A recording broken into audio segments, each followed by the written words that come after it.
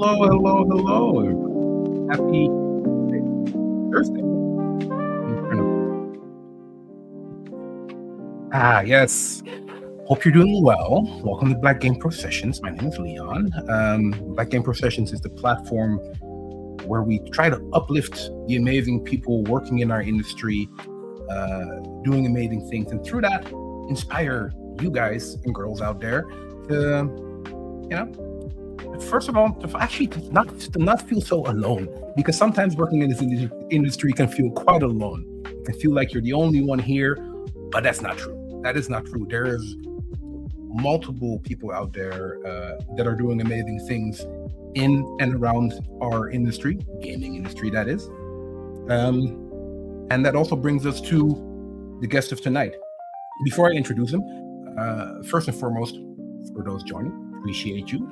As per usual, if you're watching this live, do the like, the share, and all these kind of things, but mostly comment.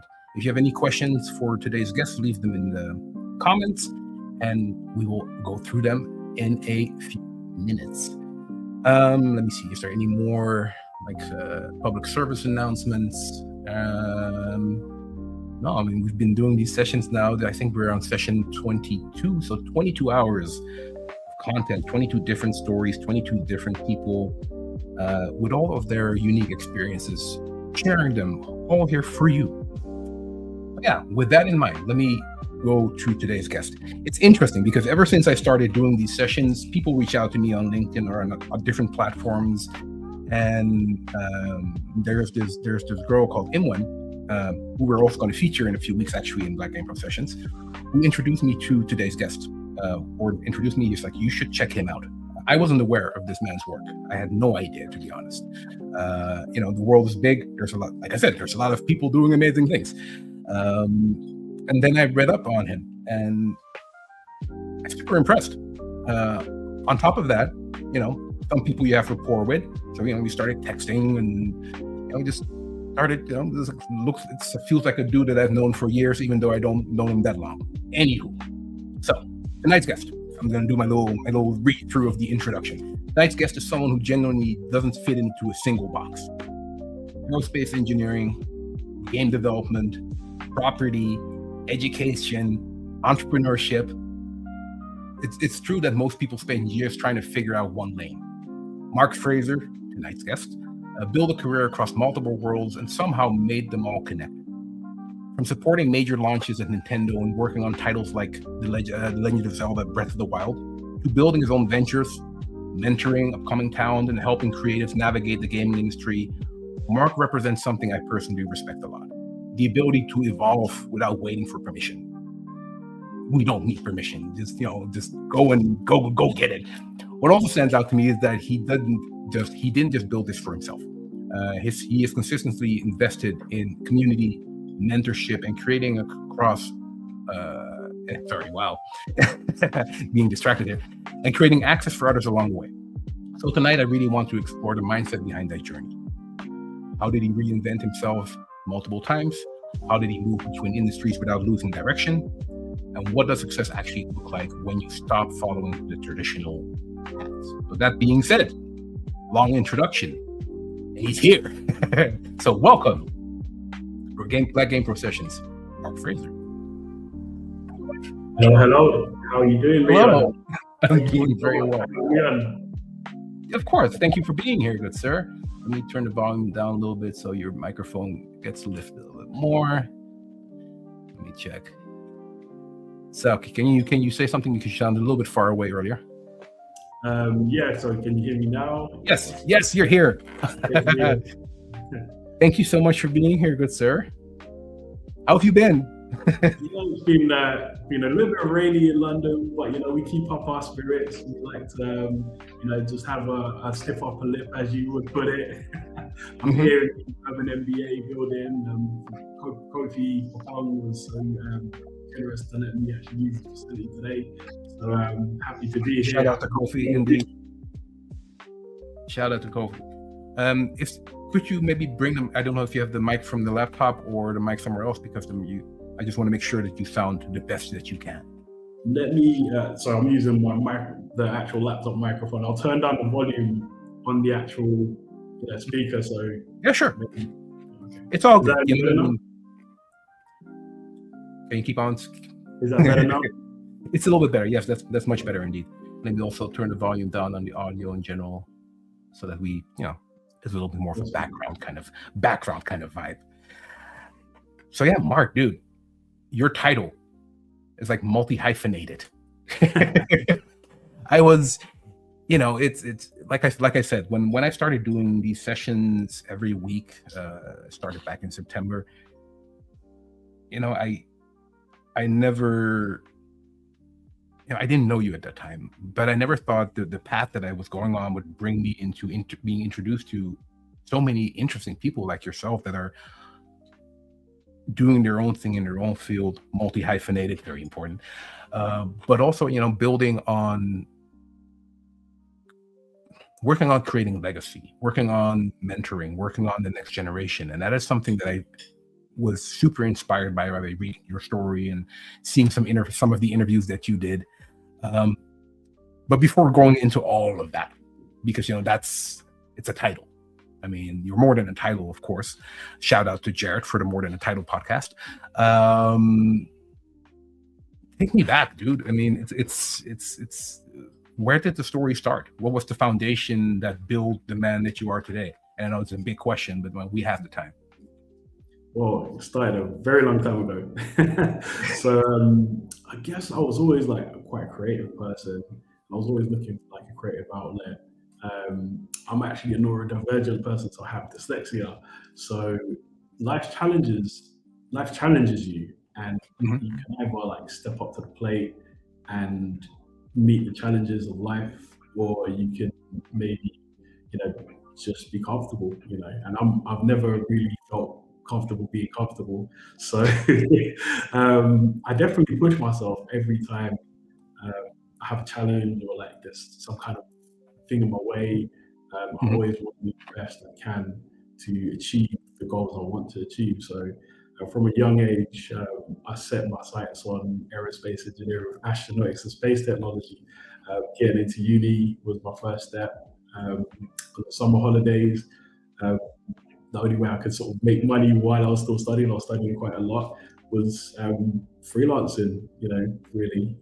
So a lot of people were asking me to do little odd jobs for their games, like little characters, little assets here and there.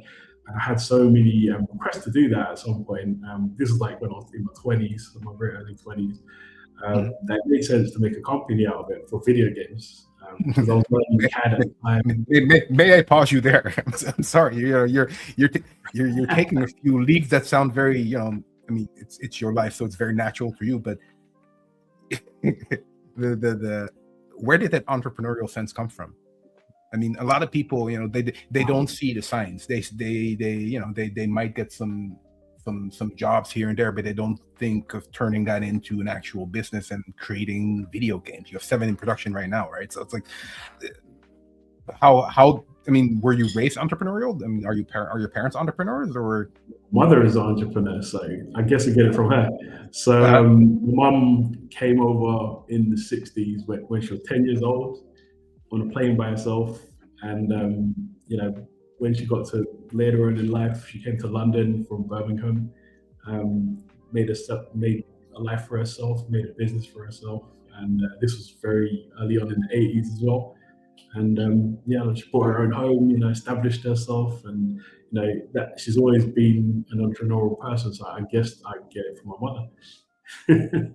I mean, it's important because role models or mentors, or having someone in your life that shows you the way and shows you that it is possible, or give you the permission kind of sort of to take that step, is super important. So okay, so you had that role model in your foundation, you did the aerospace engineering education, but at the same time you were dabbling in video game production and asset production.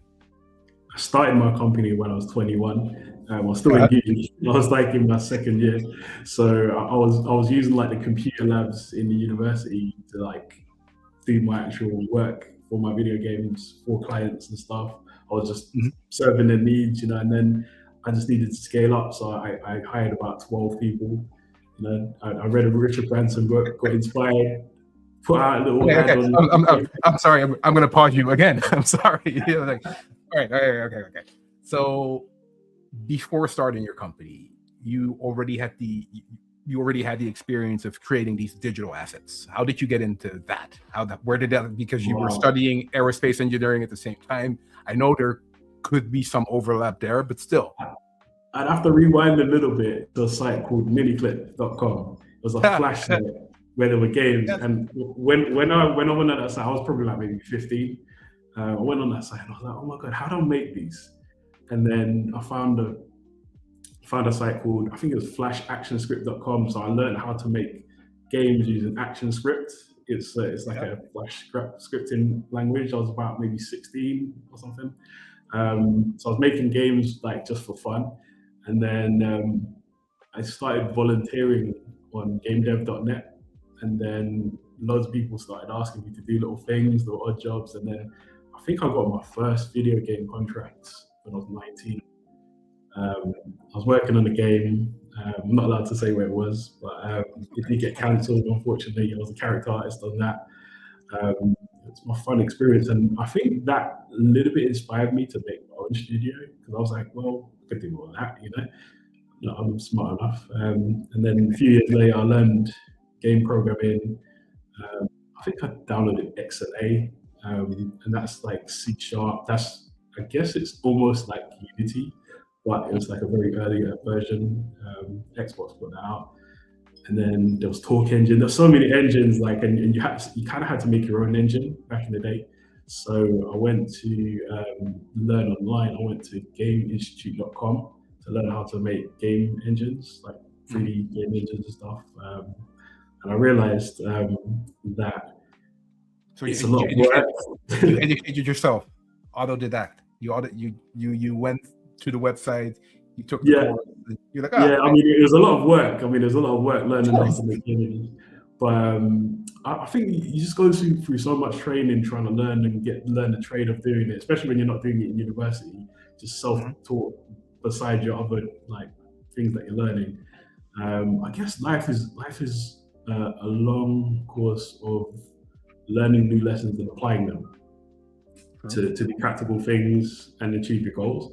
And I think sometimes you shouldn't wait to hire the best people. Sometimes you should learn how to do it yourself. So if you do hire the best person, you can communicate with them and get them on board and work with them and get the best out of them as well. And I think that's one of my strengths is because I understand the task because I've done it myself. I've done every role myself.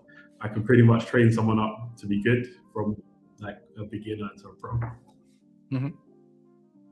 And then that's enabled me to make a company, scale up, scale down.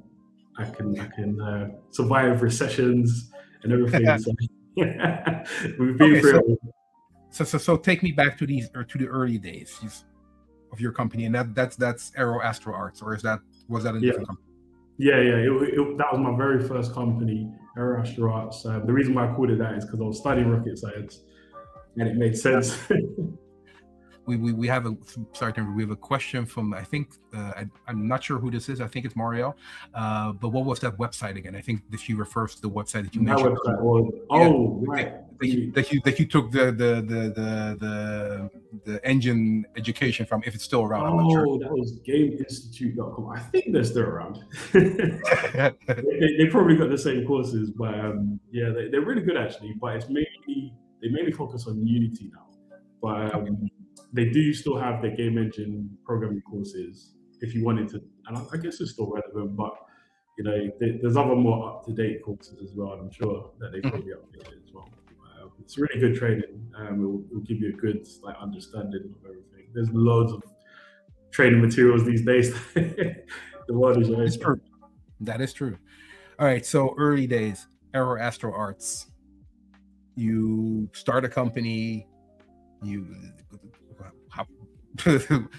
How did that go? I mean, you just went to the Chamber of Congress or the Chamber of Commerce? I just opened it with because I was at Kingston University. Down the road there was Barclays Bank, and Barclays just opened it for me. So they just literally opened my company for me with a bank account. It was easy as hell, and then I got an accountant to deal with my stuff. so I didn't have to worry about that, and then keep taxman off my back. And So important. People forget about yeah, that. Yes, don't never forget about taxes. yes, yes, yes, yes. The HMRC are very lovely people. So, so yeah, literally just as long as you kind of cover your bases in terms of like the accounting, the legal stuff, and everything else, then you can focus on what you're good at and the things that you opened your business for to solve a Mhm, problem. So in my case, clients needed like someone to make their video games because they didn't know how to make video games, and I solved that mhm, problem for them. Made a lot of money, and what I did is I took that money and I put it towards developing some of my own IP in the background for future reference. So I've mhm, always knew that I wanted to make my own games, but I just didn't have the funds to do it. So I decided to, it's called Codev now, but back in the day I just called it freelancing. So I would maybe subcontract some people, I would hire mhm, people, I'd give people opportunities, I'll give them their first role, I'll train them, and always pay people fairly. I think treat them fairly as well. So I think that's really important, and I think that's a key part of business. Like treat people like human beings. 100%. How did you go about to scale up from basically, just you wanting to create some cool assets to hiring 12 people, as you mentioned? That's, Ooh. that's quite a step, dude. I mean, it was recruitment's easy. Oh, I yeah, don't I know don't, if is it's it? I hard. don't know. But there was my friend had a VFX recruitment site, and I put one job ad out, and I got like 250 amazing portfolios, Oh, and I wow. just done interview after interview, and I just met really amazing people, and then I did a big sort of opening office, and then half of them turned up. And then I did it again, and then the other half turned up. So I decided I would do it all online. So my way of opening up my studio was to do it remotely back in the day before they really had remote working situations. Mhm. So I was doing it through like MSN, Google Groups. I was using any resource I could to basically manage the team and deliver the projects for the clients. So that's how I would sort of put people together. I'd manage people one on one. Maybe not the most efficient thing to do, but Everybody has to learn, right? It's in managing 12 people one-on-one is that's a yeah. lot. That I is mean, a I lot. made a lot of money, but also like spent a lot of money on them as well. So I guess it balanced out. So, okay, so I mean, dealing with 12 different characters, 12 different individuals with all of their own, you know, life going on. How did you deal with that as a young guy? I mean, you were in your 20s, and you have then Not and so then you much have of kind of like financial responsibility for all of these people. not really, because I mean, a lot of them were freelancers and they're very professional. Sure. So a lot of people were like self-managing themselves. There were a few people that later on I did actually hire, like as like paid PAYA staff.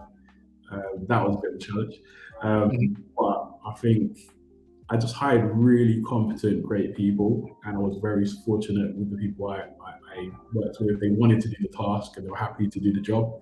And I didn't say, "Can you do it for this much?" I would say, "How much are you willing to work for?" And mhm, then hold them to that and say, "Hey, this is what you wanted to do the job for, so this is what you wanted." And most of them were really happy with that, and they're really pleased to have some work doing video games because it's tough. mhm. Even at that point, back then it was a very closed industry, so it's very tough to get in, get your first Oh role, yeah. or maybe like if you're a seasoned person, it is still tough to get in. So I think people were appreciative of getting some work and getting to work on some cool things. So, what is one of your kind of like earliest wins when you started your company? You had your 12 people working for you, freelance, some management. Ooh. What's kind of like the first moment that you were like, oh, yeah, this is something that is going to work, and this is something I can scale up even further? Yeah, we tried to launch a game. That was really that felt like my golden age when I was working on a game. I did run into a little bit of legal issues because I was 20. I think I was 26, and I Hmm. didn't know about trademarking. I thought copyright would cover like my name of my Hmm. game, and unfortunately, someone trademarked my game name worldwide, and I thought to myself, ah, I could try and fight this in court, or I could just rename the game. Hmm. So yeah, I chose the second one. But I mean, the lead up to that was really cool. Like I had like I think 40,000 views on ModDB of the actual game. People getting excited about it. We were excited about it. I was finally showing it off, and like we were getting to the point where we were creating a lot of art for it, but we were getting to the point where we were going to start programming and prototyping it. We even submitted to like a competition with Epic Games called Make Something Unreal. Hmm. We didn't win, but at least we put something out there. Exactly. Hey. Yeah, and that was all self-funded at that point. Like I never knew about like grants or loans or publishers or anything. Like I was just making money, doing the code dev and stuff like that, and then pumping it back into the game, and then putting loads of hours into the game. I was actually working for Nintendo while I was doing now. It was being a little bit of a naughty way. But Hey. put a A lot little, a, work into a my game. little, a little conflict of interest never hurt anybody. I understand. So what happened to what happened to the game? So you finished the game. Well, I still have it. I still have the IP, and I still want to develop it, and I'm revamping it for. So at the time, we were modding Unreal Tournament 3 because you could write with Unreal script and you could make games as a mod of it.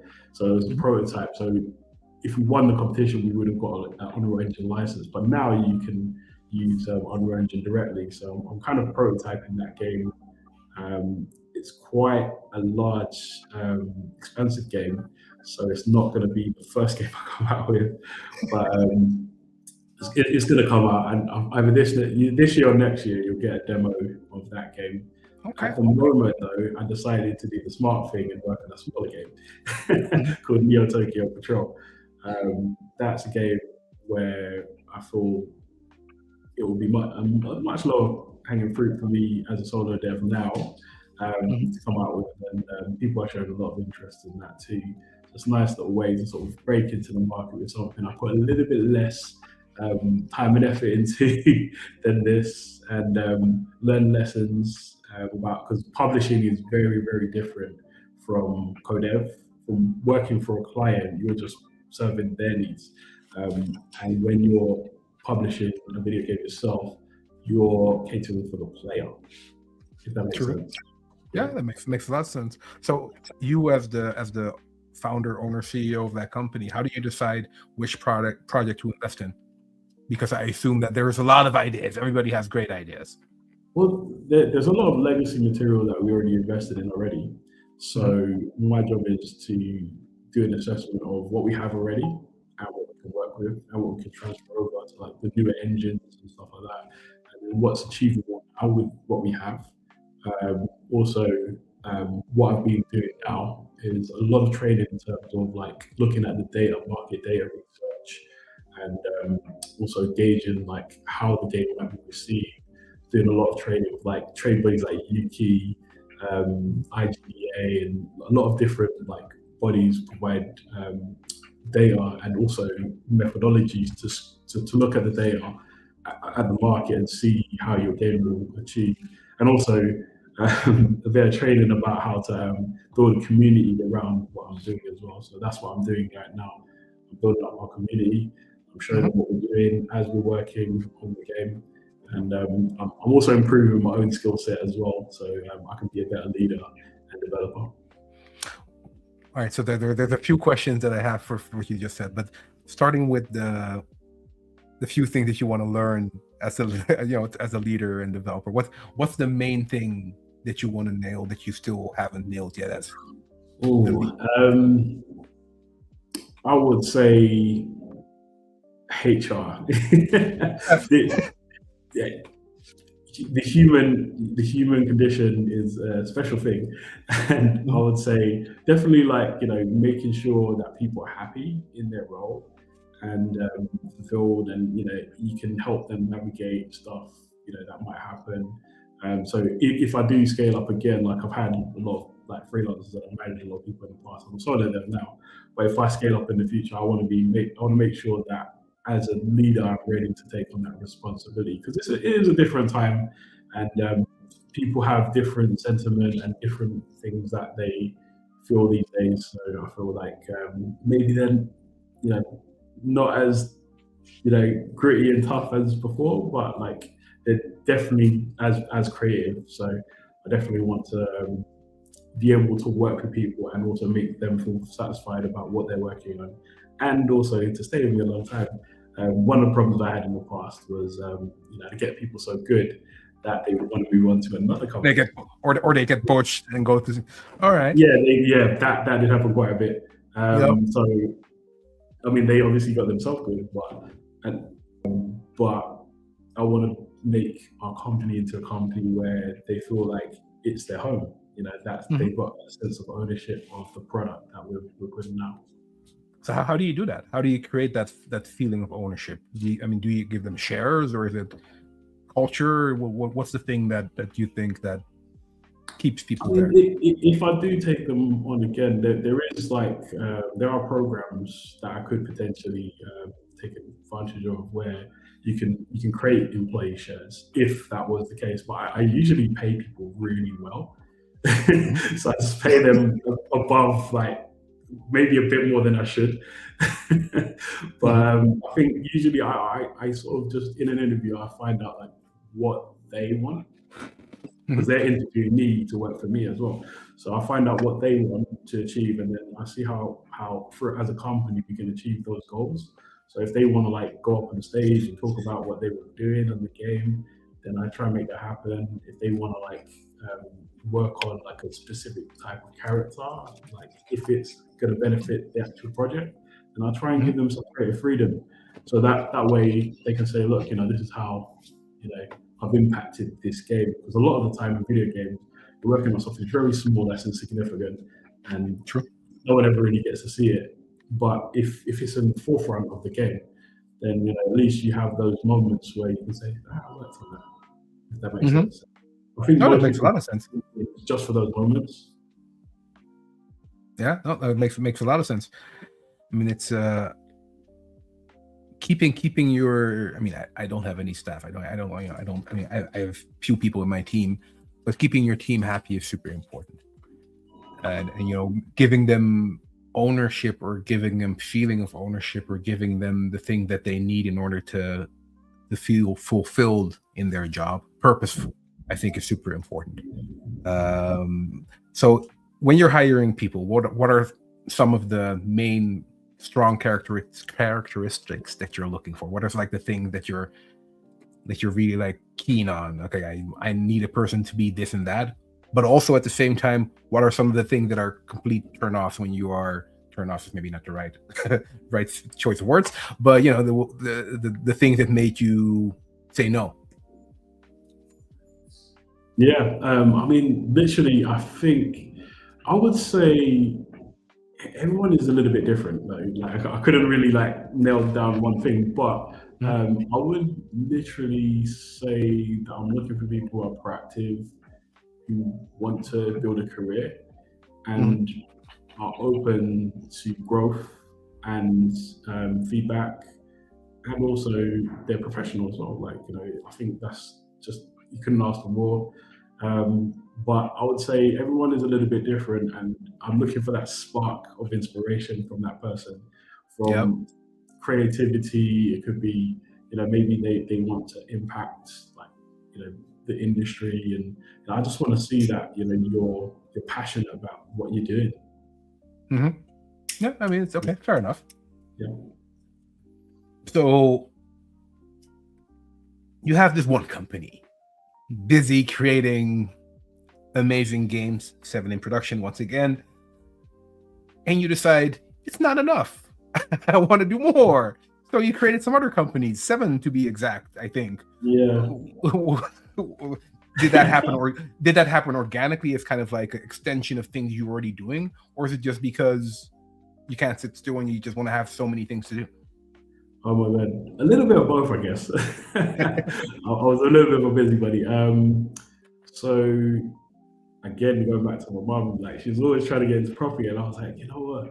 Like she's been doing it for a while now. Let me try and like see if I could pick up the mantle and maybe like do it on my end and see what I can do with my connections. And I did start a property company, but it was more sourcing like properties, packaging deals, and then I get invited to become a luxury broker.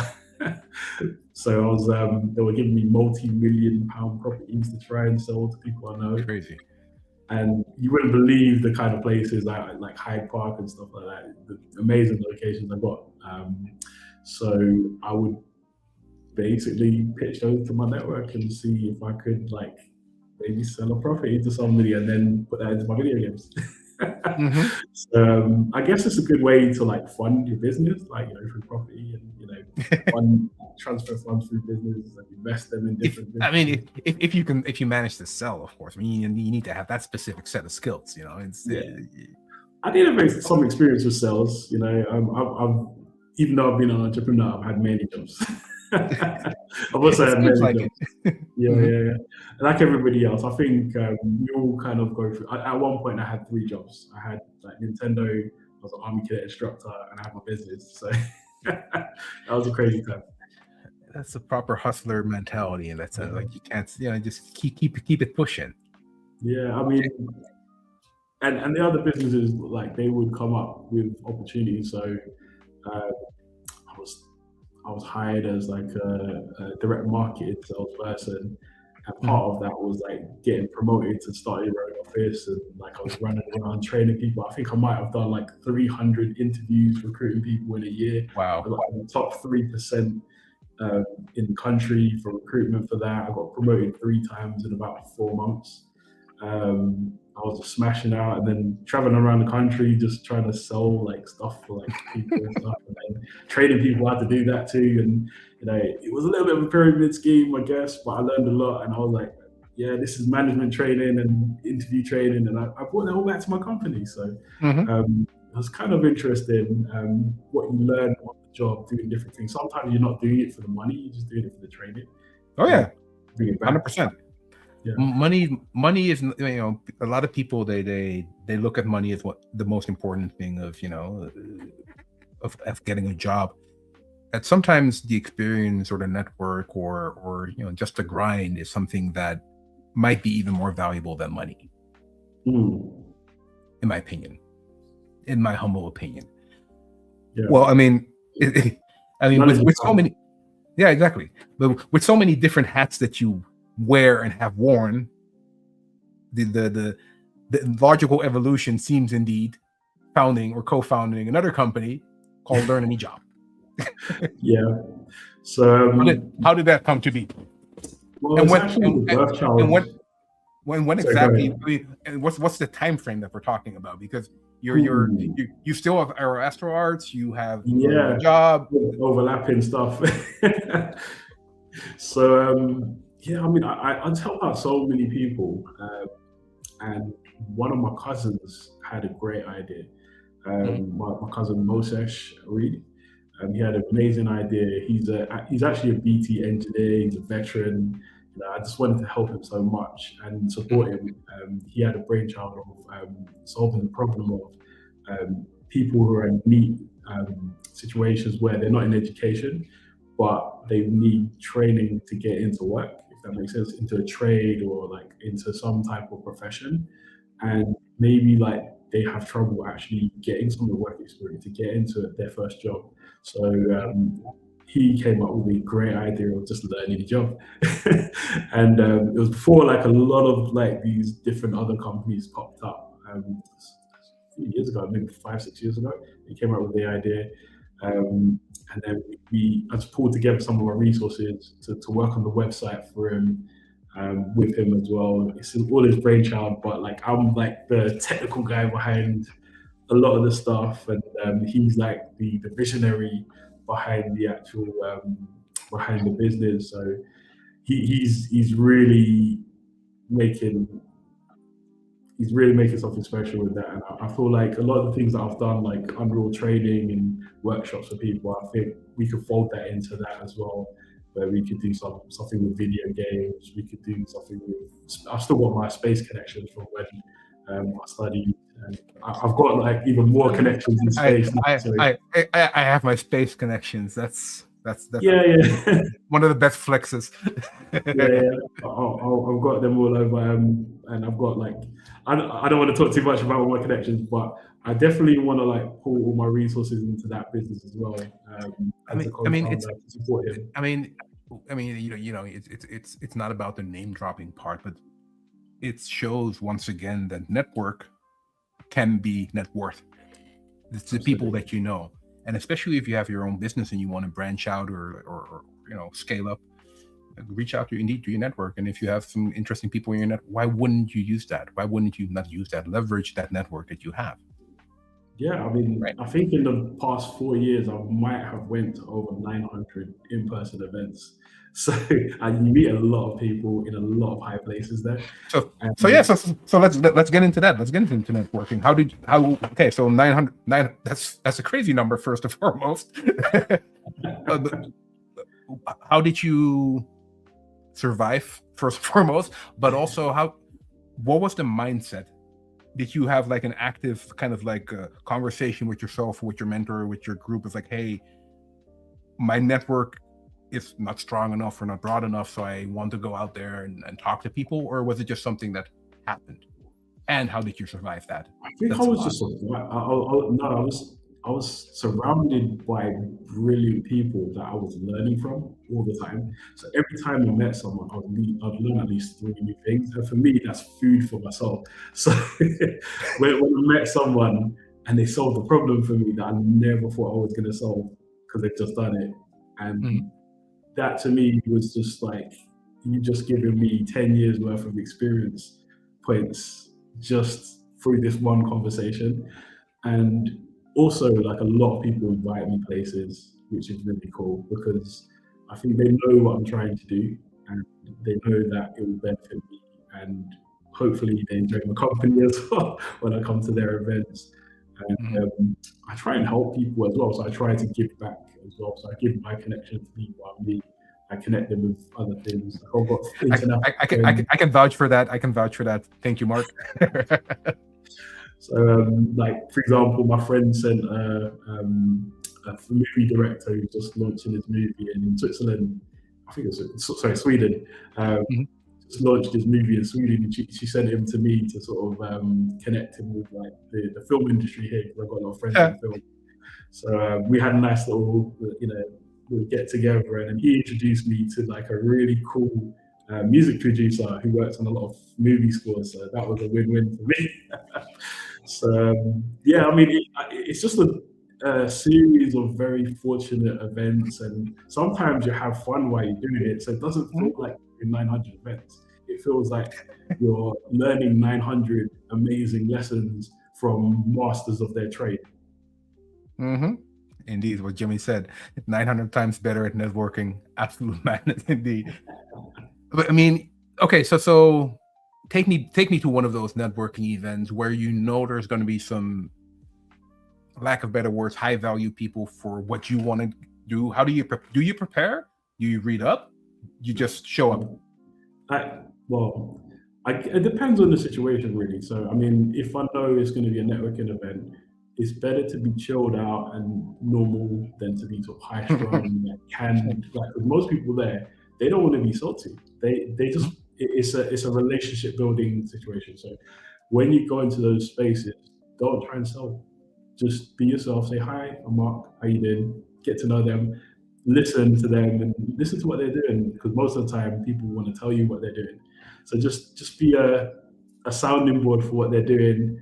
Let them tell you about themselves, and then maybe like say, hey, let's have a coffee sometime. Let's be out. And then I think in France as well, like you don't talk business for the first 5 to 10 minutes, do you? And then after that, then you talk business, and it's like etiquette, if that makes sense.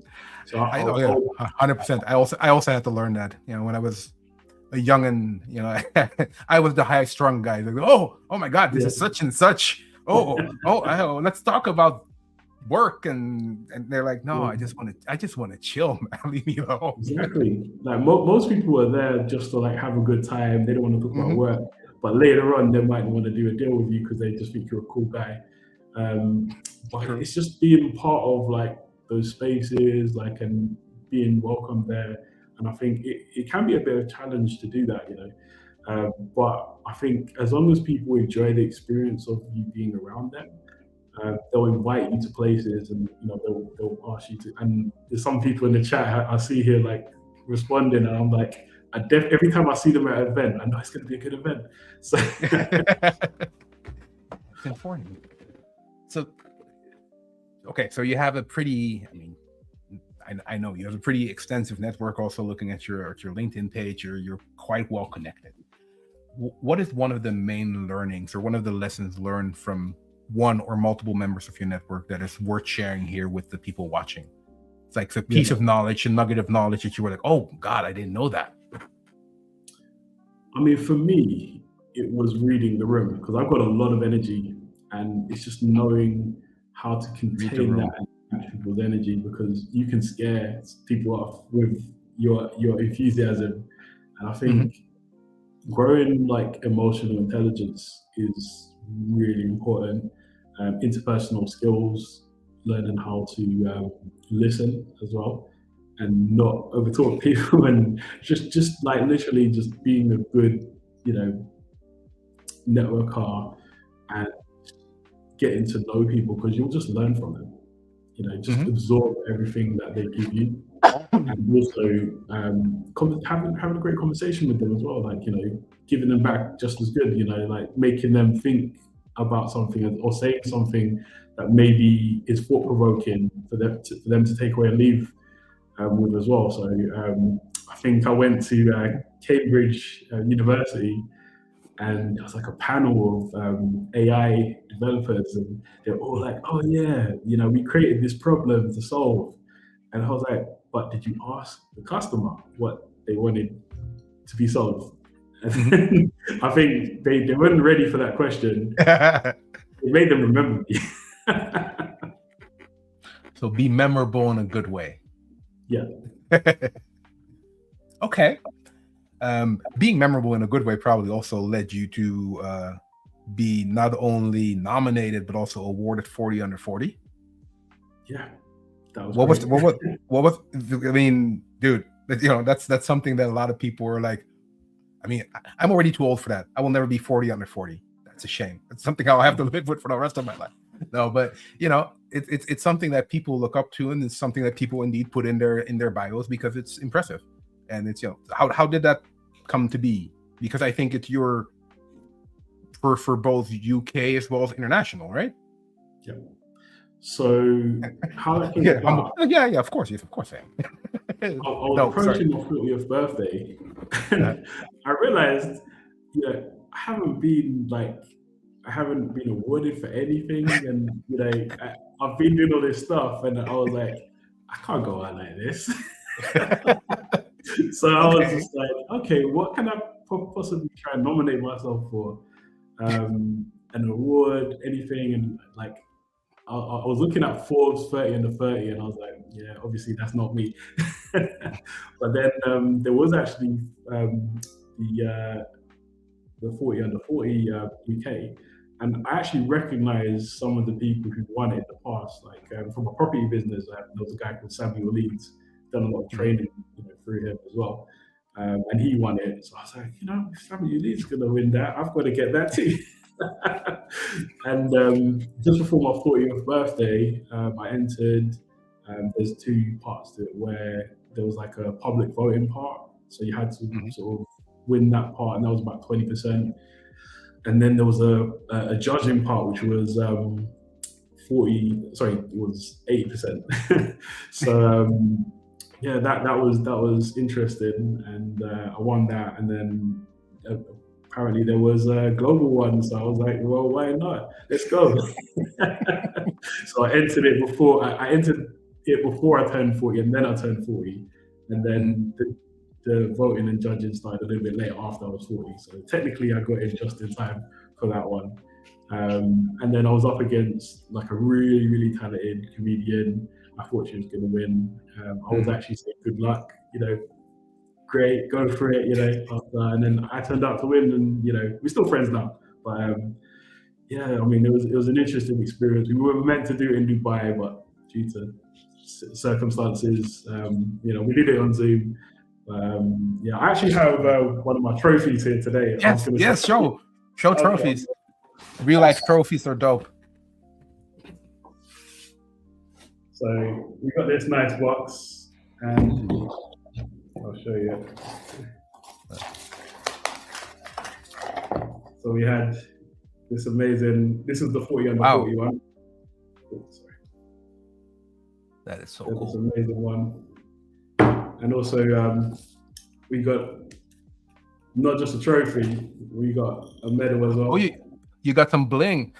Yeah, we got a little bit of bling, and a few other little trinkets as well.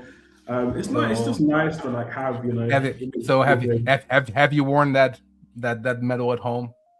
Do you wear it at home? I felt a little bit like Mr. T, but it's okay. It's all good. I understand. I would wear that medal too. Did it change anything? I'm waiting on my global one though. I'll get that at some point. Hey, then you have a trophy cabinet behind you at a certain point. Then it's great. Oh man, it's waiting for the BAFTAs, the Emmys, the Oscars. Whatever I can get.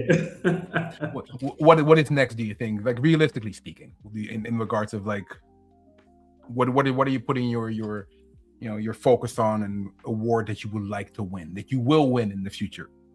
The focus is back on the companies, like what we're doing, and like I'd rather win awards for making positive impact through learning the job, and also awards for actual video games, if that makes sense. So we're coming up with a few video games. I see some amazing people pop up there. And I would say I would like people to appreciate our work, and I'm going to work very hard to achieve that. So I feel like there's a lot of people in the industry who are very deserving, and I feel like I'm going to meet the challenge of matching that energy with everybody else in the industry and provide a product that everyone can enjoy and hopefully play for a long time. And hopefully, maybe if they appreciate it enough, they'll nominate me for an award if they feel like I am worthy of that. Mm-hmm. Wow, that's very well answered, very well rehearsed. I like it. No, does it change anything when you have these titles, these awards? Does it open doors, or is it just a nice anecdote, a nice story? Did you see an increase of business, or did your network go up? I was hoping it would open doors for other people. So like my mentees, and like every time I open a door and connect to someone, I'll always connect them to someone else I know to help them solve a problem. So I feel like it enables me to strengthen the network that I have, even at the lowest levels, and raise every boat, if that makes sense. Because if you raise a community, it's better than just raising yourself. And I feel like you should share your work, you should share your resources, you should be open with like your learnings and things like that, because then you empower other people to be the best people they can be, and then you're surrounded by amazing people. And that's the best optimal situation and optimal environment to thrive in my opinion. So I'm always, if I'm winning an award, I'll be like, this is for everybody. I mean, I refer to this man a lot. One of the former Black Game Pro Sessions guests, Gordon Bellamy, who mentioned indeed that this career or life in general it's a multiplayer game. You can only get so far if you play alone, but indeed if you have a team surrounding you or a team working with you to uplift what you're already building, that's so much stronger. Absolutely, I couldn't agree more. I mean, wise words. I definitely need to write that down. He's a wise man. You should. I mean, if you're not connected yet, I can make that connection. I will make that connection for you. Exactly. I have maxed out today on LinkedIn, but like any way you want to get in touch with me, that's fine. Max. Wow. Okay, you're maxed. Wow. Is there a max? So there's a max of like your. Yeah, yeah, there's a maximum. Yeah, I mean, to be honest, like I think I, I'm moving more to Discord, but I would definitely, and also my page as well. I've got my page that's not maxed out, but I would say maxing out on LinkedIn is a bit of a challenge because you can't connect with more people. But it's something that you have to sort of manage. I guess you have to find inactive accounts that are just dead, Mhm. then connect with people. I mean, before the question of Moriel, another LinkedIn question: is there like when you reach a specific threshold of number of followers, because you're at 30, 40K? What are you at right now on LinkedIn? 30, yeah. Yeah. If You can have maximum followers, unlimited followers. You can have 1 million followers, but it's the connections. It's the connections. I meet a lot of people, and then we want to connect, and then we can't. If that makes sense. To answer the question as well, it became becoming more popular. I would say it's our time. It was our time a few years ago as well. amen to that. And it's the easiest time to create video games and companies, but there's a lot of competition. So that's the other thing. But it doesn't mean that you can't find success. Like find your niche, like any other business, and find your audience. Make sure that you're building that on your own, and build your own little community where you are popular. Where people enjoy your type of game. And you potentially could find success through that. Yeah, that's a great answer. Speaking of games, what are you playing now? Are you playing? Do you have time? Yeah, I've got a really cool friend called Has. Oh, Has, yes. It's a really cool retro game. It's cats in space with rockets and stuff. It's really cool. Can you say the title again for the people that want to? What's the title again? It's called Astro Burn by Has below. He's got a studio called Beyond the Pixels. All right, let me see if I can. I'll put it in the. This is the thing about indie games, like we shout at each other all the time, even though like it's not. Yeah, so it's Astro Burn by Beyond the Pixels. Let me type in Beyond. It's on early access now, so definitely get that game. It's really fun. Well, yeah, we all play each other's games. We all support each other's Kickstarters. We all rooting at each other on. So I've got so many friends in the industry who launch their games, and I'm always like buying them and supporting them. And I think everyone should do that, And hopefully, when I release my games, they do the same. Of course, they will, and I will try it out too when it releases. I will definitely support that as well. It's called Neo Tokyo Patrol.